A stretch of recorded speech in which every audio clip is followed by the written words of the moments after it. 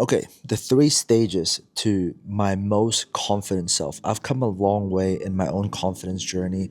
I used to be very shy, a lot of social anxiety, couldn't talk to a stranger, let alone an attractive girl to save my life. And now I am the most free I've ever been.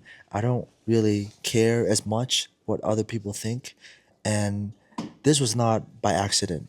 I developed myself. I worked through a lot of my own insecurities and issues, trauma. I worked through a lot of it. First stage is when you realize that you're not very confident. So you go online and you try to search some information. Maybe you watch some red pill dating or self development, charisma content. And then you realize that actually, I can improve on this. So you start going on this journey to improve yourself. You stand up straight, talk a little bit louder. You use varying tonality to captivate people's attention. Try to take up more space. Hold better eye contact.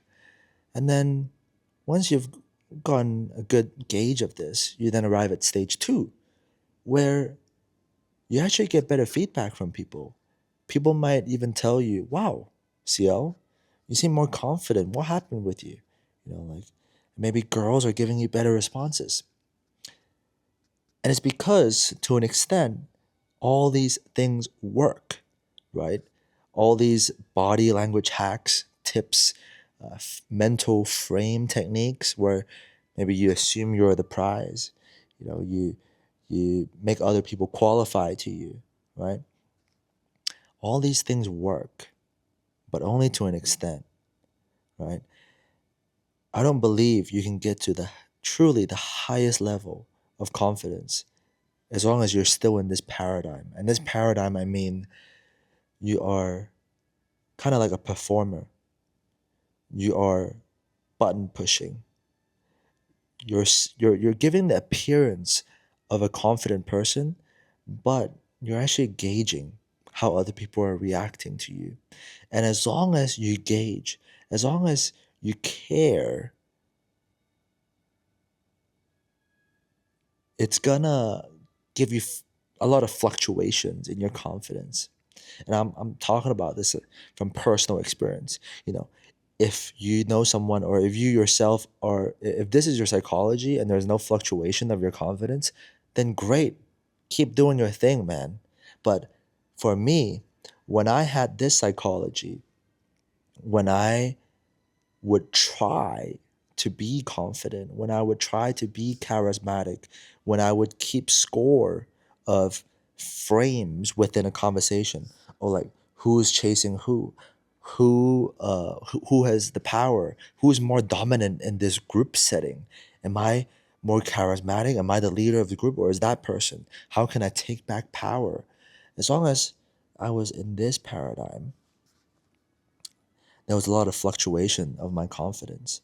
I would, yeah, sometimes I would really get in my head because socializing is suddenly this big deal, right? There's a huge expectation to live up to. And then you also create this ego that you are this person who knows this, all of this. So therefore, you should be confident. Like, you should be confident by now. You've spent so much time studying this. How are you still not confident? So, such is the dilemma of stage two. I arrived at stage three after realizing that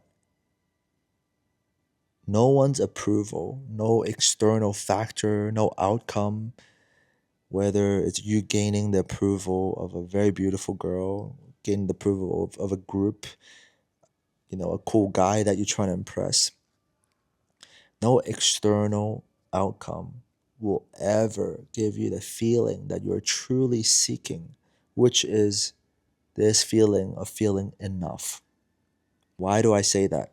Hear me out. The whole reason you want to be confident, right? The whole reason you clicked on this video, let's say, whatever I title it, three stages to being your most confident self, whatever it is, the whole reason you click on it is because you want to be accepted. Is it true? I think so. The whole reason you want to be confident, charismatic, is because you want to be accepted. You want to be loved, which means something is lacking here. And without getting too, let's say, spiritual or deep, I'm all for spirituality, but perhaps you're not. So let's stay on point. We can leave that stuff for another video. But the whole reason you want to be confident, the whole reason you want to be perceived as confident, to show up as this alpha guy, is because you want to be loved. And once you get that approval enough times, you realize that it ain't shit. So at that point, you completely let go of caring about the approval of others, of the group, of the person that you're talking to. And you completely reconnect with who you are at your core. Instead of thinking, how can I say this or what should I say that will win me the approval of this person in front of me, this group in front of me? You no longer think like that. You don't give a fuck. So then you say and think what your heart really thinks and feels. And it is at that point when you shift your focus from how do I make others like me to what feels the most real to me. And just connecting with that and expressing that and completely letting go of the outcome. And actually, the best relationships happen quite effortlessly, be it friendship, romantic relationship. I think one exception of all this could be business. Okay, business setting, if you're negotiating, you play some games, totally get it, right? I think there might be a point to it even. But when we're talking about personal relationship, how you want to make friends, how you want to date, then yeah, I've arrived at the point where I'm the most confident, most free, most charismatic. And I got here by really letting go because I understand that I can't forcefully get something that wouldn't be right anyway. It wouldn't be a good relationship if I had to play games to get it. Yeah, I truly think a lot of people don't even know what being themselves mean because they are too busy being a chameleon. They are performing for their culture, right? Asian cultures, a lot of expectations. Whatever culture you come from, there's expectations.